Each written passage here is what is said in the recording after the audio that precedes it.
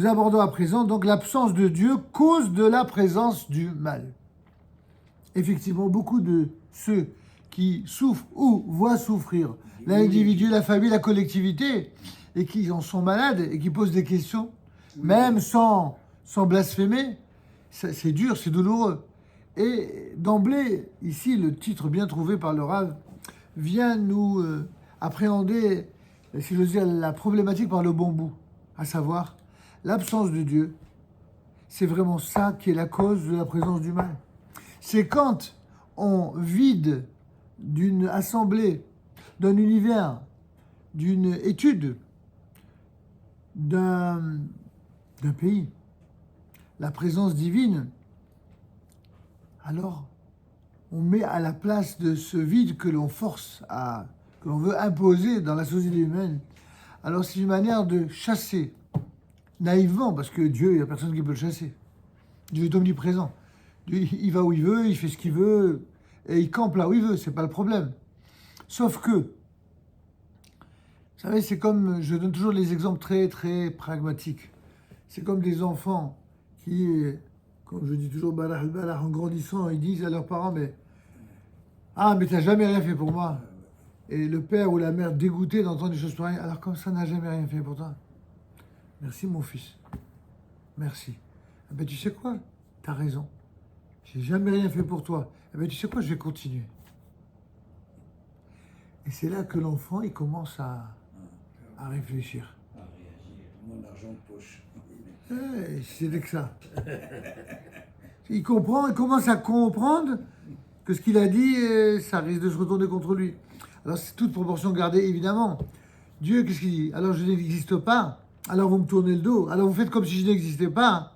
Alors vous savez quoi? Ma présence, c'est elle qui vous protège. Vous voulez enlever ma présence? Vous voulez donc enlever votre protection?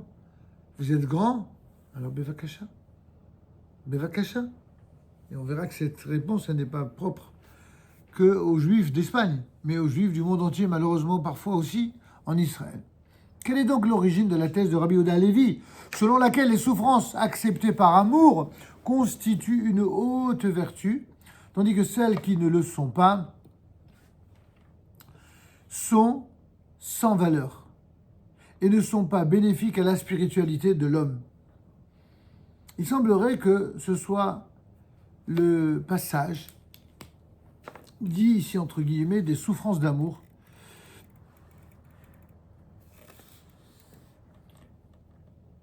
en hébreu ça se dit Isure Ahava, des souffrances d'amour, des épreuves d'amour du traité Belachot. En effet, le Talmud y discute en détail de la question de la souffrance.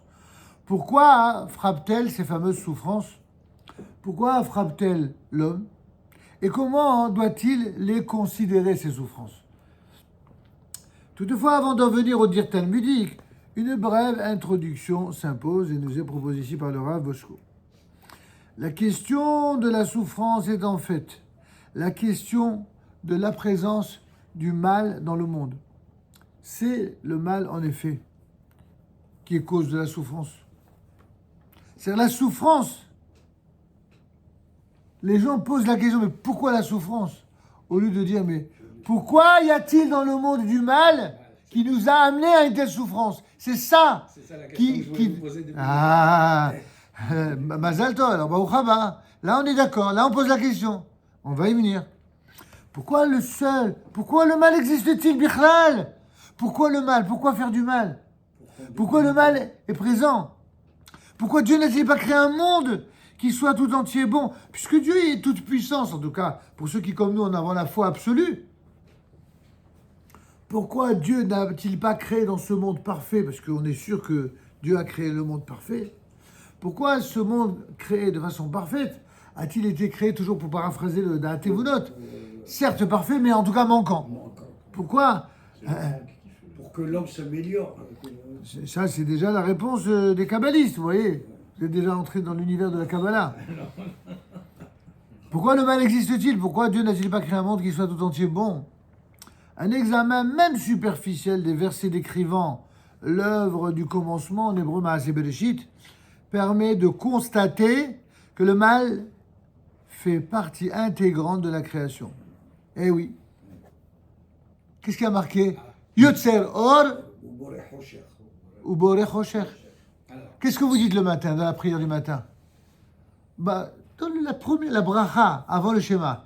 Baruch ata Adonai Eloheinu melech haolam yotzer or uvorech. Dieu façonne la lumière et il crée l'obscurité.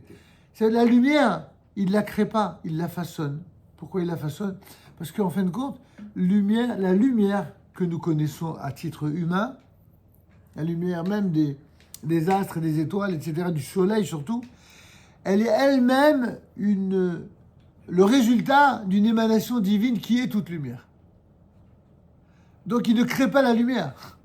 Il a pris lui-même une partie de sa propre lumière, et de cette lumière, de l'émanation de sa propre lumière, il a effectivement façonné la lumière à laquelle on s'habitue ou pas d'ailleurs, mais que nous appelons par exemple le soleil, la lune, les étoiles, etc. Est-ce que c'est bien clair?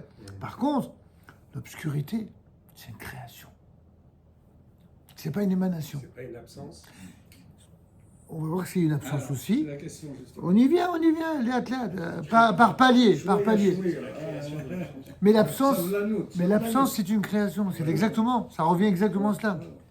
Le premier verset de la Torah, hein, lorsqu'il est dit, au commencement, Dieu créa Elohim des cieux et la terre, eh bien, hein, ces mots-là sont immédiatement suivis du constat de ce qu'il advint de cette création.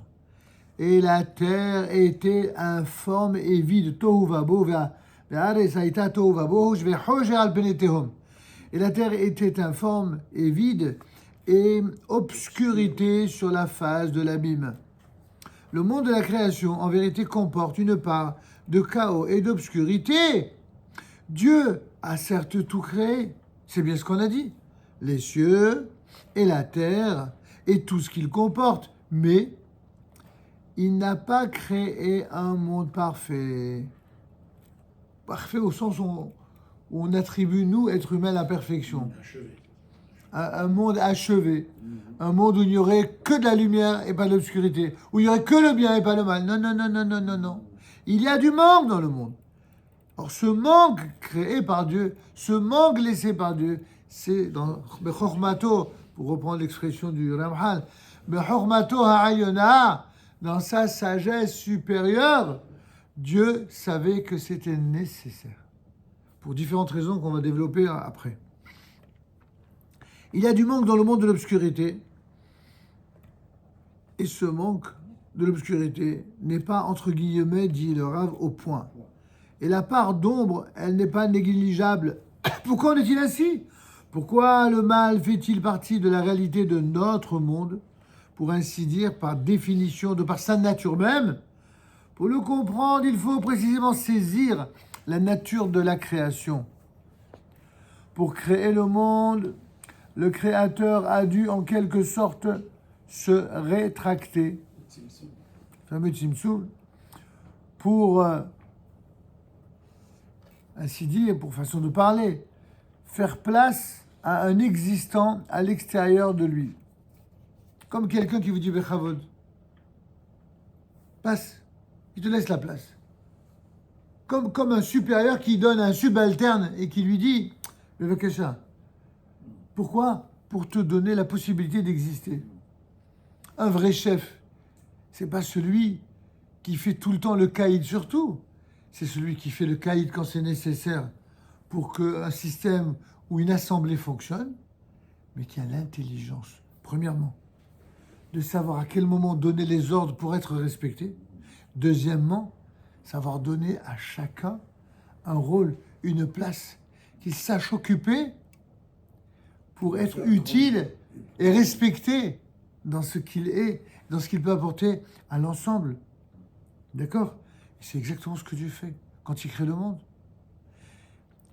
Créer, cela signifie faire place à un autrui, un existant autre que le Créateur. Évidemment que Dieu aurait très bien pu, de sa présence, il aurait très bien pu, mais complètement broyer ce monde. Mais à votre avis, pourquoi Dieu aurait fait ça? Il n'a pas créé un monde pour le détruire. C'est même d'ailleurs le reproche qu'il fera à Rabbi Shimon Bar Yochai lorsque ce dernier, avec son fils, restera toutes ces années dans la grotte, vous vous rappelez? Et qu'à peine sorti de la grotte, il voit un type en train de... un cultivateur en train de travailler la terre et il lui dit, mais il est fou celui-là. Il est en train de perdre son temps à s'occuper de Chaye Sha'a, c'est-à-dire à une vie de l'immédiat, et il laisse le monde éternel et le monde futur, et qui est le monde de la Torah, et à peine a-t-il prononcé ces paroles que celui auquel il s'est adressé, il a été brûlé. Par la force incroyable spirituelle. Il dit comment? Moi, je t'ai révélé mes secrets de la Kabbalah pour que tu puisses apporter au monde une lumière supplémentaire leur permettant de grandir. Et toi, tu te sers de cette lumière pour brûler mon monde et pour brûler mes créatures. Alors, tu vas retourner 1 an étudier dans la caverne pour ajouter à la rigueur de ton enseignement une dimension de rahmanout, de compassion, de bonté qui me caractérise moi dans l'un de mes 13 attributs. Vous avez bien compris? Alors en effet, Dieu par définition occupe tout l'être possible. Oui, c'est vrai.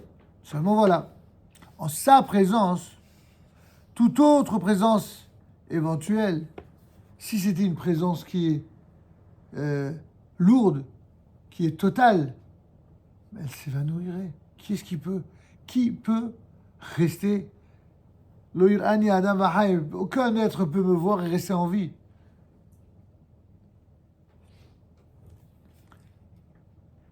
Toute autre présence éventuelle, ça serait donc, elle s'évanouirait, annulée par l'absolu de l'être divin. Il fallait donc qu'il retire, pour ainsi dire, quoi que ce soit de sa lumière, d'un point de son absolu, pour laisser place à un existant, que cette lumière n'effacerait pas. Mais cela a un prix. Ça veut dire que pour que Dieu se rétracte, pour que Dieu te dise Bechavod et te laisse une place, il fallait qu'il y ait dans cette lumière divine une place laissée à l'obscurité. Vous comprenez ainsi? L'obscurité règne donc là où manque la lumière. C'est comme si Dieu disait, même si Dieu n'est pas un être humain pour parler de la sorte, mais c'est juste pour donner une idée approximative de l'idée. C'est comme si Dieu nous dit clairement, c'est ou lui ou moi. C'est ou ma présence totale, divine avec la lumière, ou alors, si tu veux vivre et supporter la réalité de la vie en ma présence, alors il faut que je me rétracte, mais sache que là où je me rétracte, il y a moins de lumière, donc il y a l'obscurité. Et là où il y a l'obscurité, je ne suis pas là. Et là où je ne suis pas là, alors là, fais attention, tu es en danger. Il y a le mal. Il y a le mal, exactement. On y est arrivé ou pas? On y est arrivé, oui. Parce que vous avez dit à un moment donné que Dieu avait fait le mal. Or, en fait, il a créé le mal. C'est pareil. Mais c'est ce que attendez. J'ai traduit ce qu'on dit tous les matins. Mais se retirer pour laisser un autre existant... Ça reste une création. Ça reste une création. J'ai rien inventé. C'est marqué Yotzer Or ou Borechosh, je vous le dis tous les matins, oui ou non? Qu'est-ce que ça veut dire Borechosh? Ça veut dire il crée le mal. Là, c'est pas de la philo, c'est pas de la Kabbalah. C'est le texte. Il crée le mal il crée le fait de se retirer, il crée le mal. Dites-moi, quand quelqu'un se retire d'un poste de surveillance ou de protection, quand son rôle c'est de protéger. Donc je pose toujours des comparaisons qu'on peut comprendre. Quelqu'un... De la bande de Gaza, par exemple. Comme la frontière à Gaza. Exactement. Ils se sont retirés. Quand on se retire, on laisse la possibilité de... Vous voyez? Lorsque, malheureusement, j'avais pas envie pour une fois parler de cela, mais bon, vous m'y invitez, évidemment, je tombe dedans, mais le peuple d'Israël, sa place, elle est dans toute la terre d'Israël, que ça plaise ou non, aux Juifs comme aux non-Juifs, à ceux qui comprennent et ceux qui ne comprennent pas en quoi c'est important pour eux. Quand Israël a commis la faute terrible de se retirer pour laisser entre les mains de nos ennemis, de ceux qui ne supportent pas de vivre avec nous, de ceux qui sont l'incarnation du mal absolu. Vous leur laissez la place et vous vous étonnez après pourquoi le mal existe. Rouge Katif, à Gaza, tout ce que vous voulez. Moi, je me souviens dans mon enfance, tous les étés, on était à Gaza. Vous vous rappelez pas? Vous avez vécu là-bas? Moi, Jérusalem, moi j'allais quand on allait quand on allait du nord au sud, du sud au nord, on passait tout le temps par Gaza, vous vous rappelez? On allait acheter les pastèques et les melons, etc. Non, moi j'allais à Ramallah. À Ramallah, avec mon père, on achetait les sacs d'oranges ou les pastèques et les melons. À Ramallah, tout le temps. Toutes les semaines, on allait à Parce que Ramallah. c'était moins cher. Bon, enfin, alors, tu as bon, une famille revenons. de grands enfants, Alors, quittons. je vais Voilà. te dire, Ça va. Non, mais alors, revenons à notre texte. Non, mais Moumi, j'essaie vraiment, même si je veux garder le sourire, il faut qu'on reste dans notre sujet. Bien sûr. C'est ce qu'a dit Rai, il a raison. C'est vraiment le sujet. On se retire d'une partie de la terre d'Israël. Ça veut dire que on invite le mal à prendre notre place, à s'installer. Et donc, c'est évidemment pas les nations du monde qui nous ont massacrés pendant 2000 ans qui vont comprendre cela. Elles ne comprennent pas. Elles ont un handicap moral et spirituel avec... si après 2000 ans, ils n'ont toujours pas compris, c'est que c'est incurable. Ils ne le comprendront peut-être que lorsque, voilà, on aura la chance. Ça semble être un tout petit peu le cas en espérant que ça continue. Baruch Hashem, nous avons bien vu nos élèves, nos enfants et tous ceux qui sont déterminés malgré les risques, malgré parfois la douleur, la difficulté, ils sont dans le froid déjà maintenant. Oui, bien sûr. Hein, et croyez-moi que c'est malgré le soutien, Baruch Hashem, merveilleux du peuple d'Israël dans son ensemble, ils ne passent pas des moments faciles du tout, je peux vous garantir. Non. Et ils sont déterminés, ils ont une foi, ils ont une force colossale, et ils sont avec la foi. Ils n'ont, pour la première fois depuis très longtemps, ces mamzerim n'ont pas réussi à leur enlever cette force, ce courage. Ils aimeraient, c'est pour ça qu'ils voudraient le cessez-le-feu, sous prétexte soi-disant d'humanité. Ils n'ont d'humanité que pour les assassins et les violeurs. Ils n'ont pas d'humanité, en réalité, pour des gens qui sont... Qu'est-ce qu'ils ont fait? Où elle est la Croix-Rouge, là, soi-disant? Les Mahshemam Vezechlam. Où ils sont ces gens? Les ONG qui sont toujours là pour nous parler des pauvres petits ceci ou l'UNICEF, etc. C'est où? Vous savez que chaque fois qu'un juif donne de l'argent à l'UNICEF ou à la Croix-Rouge, il doit savoir qu'il transgresse une mitzvah midoraïta. Il transgresse une mitzvah de la Torah. Il donne de l'argent à des gens qui soutiennent nos ennemis et qui expriment de la haine et de l'indifférence vis-à-vis de nos enfants.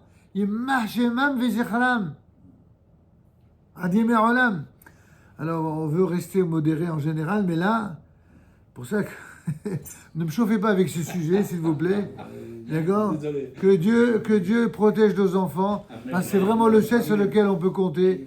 Ni sur tel dirigeant, ni sur tel... encore moins ces dirigeants qui vont demander conseil à des amuseurs publics et qui sont haineux, qui sont en plus passés pour des amis de juifs. C'est de l'hypocrisie, mais alors dans toute sa splendeur. Non, c'est bon. Il fait la même chose que nous. Simplement, nous, on fait le tikkun de Neshamot et lui, il fait le tikkun de la porte. Ne vous inquiétez pas. Exactement. Alors, on continue, mes amis. En tout cas, j'ai quand même répondu, grâce au Rav, à votre question. On est d'accord? Oui, parce que ça me Seulement, cela a un prix. C'est ça la conclusion pour l'instant à la question. C'est que l'obscurité, elle règne là où manque la lumière. C'est comme ça. Là où manque la lumière, il y a l'obscurité. Si vous pouvez le dire autrement, c'est encore plus facile. Qu'est-ce que c'est que l'obscurité? C'est le manque de lumière. C'est le manque de lumière. L'obscurité, c'est le manque de lumière. En physique, il n'y a pas les deux notions, lumière et obscurité. C'est un manque de lumière l'obscurité. Absolument. Mais cette loi, vous avez parfaitement raison, cette loi physique, elle est issue d'une loi métaphysique. Absolument. Métaphysique, vraiment. Et il y a une autre loi qui dit aussi que la nature ne supporte pas le vide. Le vide, exact. D'accord? Non, ça veut dire que quand le bien s'en va, ça veut dire qu'il y a le mal qui rentre. Il n'y a pas, Exactement. il y a pas un état intermédiaire. Jacques Barrault. Il y en a qui disent Tout- aussi le vide n'existe pas. Non, ça c'est les gens vides qui disent ça. Hein. Le vide n'existe pas. Tu inventes maintenant. Non. Bon, alors, mes amis, restons concentrés, s'il vous plaît. Alors, il est un dire rabbinique étrange. À propos du verset dont vous voyez la référence en bas, Bereshit, au premier chapitre, verset 31,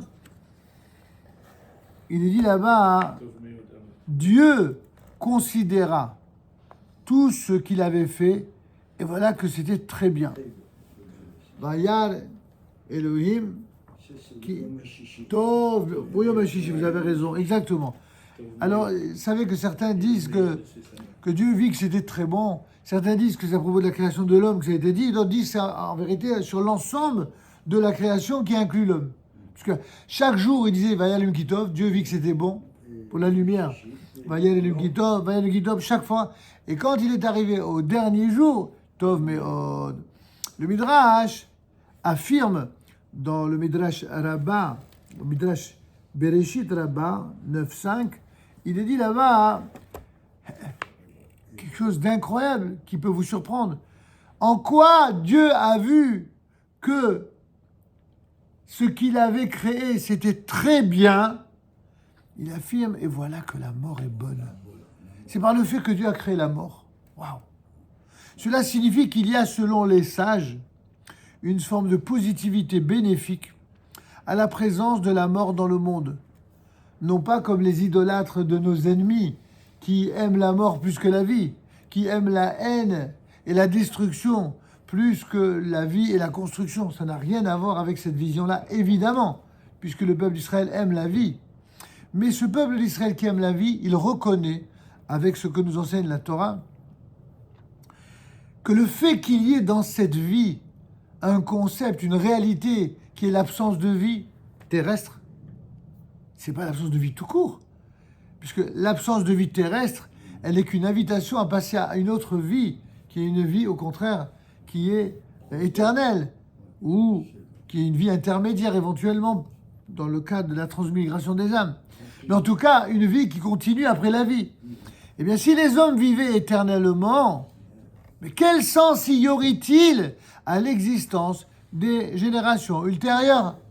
Quel serait leur rôle si tout était déjà décidé d'avance, à l'avance et pour tout le monde? Si le monde contenait simultanément toutes les générations, les pères et tous leurs descendants, tous les rabbins et leurs élèves, et les élèves de leurs élèves, tous les grands de toutes les générations, mais quelle place nous laisserait-il à nous? Et quelle place laisserions-nous à ceux qui viennent derrière nous? Que pourrions-nous ajouter après eux? Certes, la mort est terrible. C'est l'une des plus grandes sources de douleur et de peine qui soit, mais personne ne dira le contraire.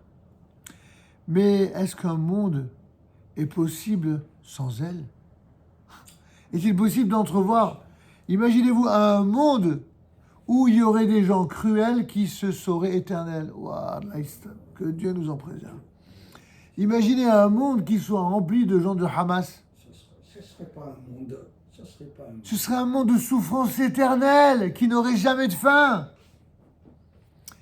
Il n'y a donc pas à s'étonner de l'existence du mal dans le monde, dès lors que le monde a été créé par définition dans un amenuisement de la lumière divine. L'obscurité et le mal ont été créés avec lui. L'existence du mal et de la souffrance sont le signe évident du fait que le monde est normal, que c'est un monde réel, un monde où Dieu ne prend pas toute la place, un monde où l'homme peut agir pour restaurer la place de la lumière diminuée, pour permettre à cette lumière cachée de poindre et de repousser l'obscurité. Exactement. Cette œuvre de restauration, c'est le rôle assigné à l'homme du jour où il fut créé. C'est pour ça que l'homme, il a été créé. C'est quoi la fonction de l'homme? C'est précisément cela. L'avènement messianique en signalera en fait l'aboutissement qui parachèvera cette histoire et lui apportera le salut. En fait, n'était la fameuse première faute dite originelle. On aurait très bien pu avoir, au moins de façon conceptuelle, on aurait pu imaginer le Mashiach immédiatement au lendemain du premier Shabbat de l'histoire, juste au lendemain de la création. À cause de la faute d'Adam Arishon, alors il faudra 6000 ans, qui seront un vis-à-vis des 6 jours de la création, pour en arriver à préparer la rédemption du monde et s'apprêter à recevoir effectivement le fameux Mashiach. Mais est-ce que ça voudra dire qu'il n'y a plus de mort? ומחה אדוני אלוהים דמעה מעל כל פנים וחרפת עמו ישים מעל כל הארץ כי אנו דיבר יחיו מתך נבילתי יקום נקיס ובראשון אהבה גיטל אורתה לך עבר יסב אביב ורחם. C'est quoi ces versets? C'est les versets du prophète Isaïe qui nous rappellent qu'à la fin des temps, où il y aura la résurrection, Dieu effacera les larmes. Il les effacera à jamais. Il n'y aura plus la mort. Ce sera un monde où il n'y aura plus la mort. C'est-à-dire qu'il y aura une Tant pis pour ceux qui sont sceptiques. Vous savez bien que ce que disaient toujours nos amis qui ont un peu d'humour mais fin, c'est que pour nous, les sceptiques, eh bien, on les invite à aller dans des fosses sceptiques. Il n'y aura plus la mort, il n'y aura plus le mal aussi. Bezed Hashem. Bezed Hashem. Il n'y aura que le vrai et le faux, comme avant la première faute. Avant la première faute. Il n'y aura que le vrai, celui qui est dans le Hémet, et celui qui est dans le faux. Il n'y aura pas le bien et le mal. Bezed Hashem. Dans le Gan Eden, au moment où Adam et Ève croquent la pomme de l'arbre. C'était pas la pomme, oui. Non, D'accord. c'est pas- Bon, peu importe. Alors, le fruit défendu, d'accord. Tout était que lumière à ce moment-là, avant qu'il l'obscurité était existante avant ou au moment de la création du monde. On a fait l'obscurité. On a déjà répondu à cette question. La lumière incandescente de Dieu n'aurait jamais pu laisser quelque création physique et encore moins humaine que ce soit. Donc il a fallu que Dieu, le Midrash le présente sous une forme originale, comme à son habitude parfois. Il s'est enveloppé, il s'est emmitouflé d'un talit géant. Il a laissé un simple filet de lumière passer, et c'est de ce filet de lumière-là qu'il a laissé émaner la lumière qu'on appellera le soleil. Au moment de la création de tout le monde. Au moment de la création du monde, exactement. Alors, essayons de continuer. Allez, on finit. Oui, on termine. Le schéma, ce que j'aime bien chez Momi, c'est qu'il a besoin d'être assuré qu'à la fin, on est bien à la fin. Non, mais j'arrête pas de Chazak, réfléchir bon. que ce texte qu'on a Il est lu, magnifique, c'est oui. comme un résumé de tout ce qu'on a fait Vadaï. et qui est magnifique Absolument. par rapport à tout ce... Je suis d'accord avec vous, je signe. Bémet. C'est pas un contrat, je signe. Le schéma général concernant la présence du mal dans le monde ne s'applique pourtant pas aux hommes de vertu supérieure, aux hommes qui s'attachent à la dimension divine, au projet divin pour le monde. Ce schéma n'explique pas que ces hommes-là souffrent eux aussi. C'est pourquoi la Gemara propose plusieurs manières de se mesurer à leur souffrance. Donc, en un premier temps, on explique le pourquoi du mal. Absence de Dieu, donc mal. Excellent. Pourquoi ce mal va produire des souffrances et après le remède. Quelles sont les manières de se mesurer à ces souffrances? Comment arriver à les surmonter, à les affronter et ainsi de suite. Et c'est la question de Moshe Rabbeinu, en fait, depuis Moshe Rabbeinu. Oui, ça divera alors la chave et tout, absolument. Yov, Pour quelle raison? Moshe Rabbeinu, il y a tous les grands, le prophète Élie et tous les plus grands prophètes se sont posé la question. Et c'est aussi la question qu'évoquera le Datevonot au début de son étude, dans son premier chapitre. Lama tzadik ve'la'alo rasha ve'tov lo bo. C'est la question sempiternelle. Le livre du Ramban aussi, Shara Gmoul. Shara Gmoul, absolument, Khazak. Bon, ouais, vous êtes tous. Non, mais c'est vrai, c'est des classiques tout ça. Bon, Abelin est d'air si, ben, écoutez, si Dieu nous prête longue vie et que surtout vous êtes un peu plus présent, on étudiera davantage. Alors la semaine prochaine, nous aborderons le point suivant.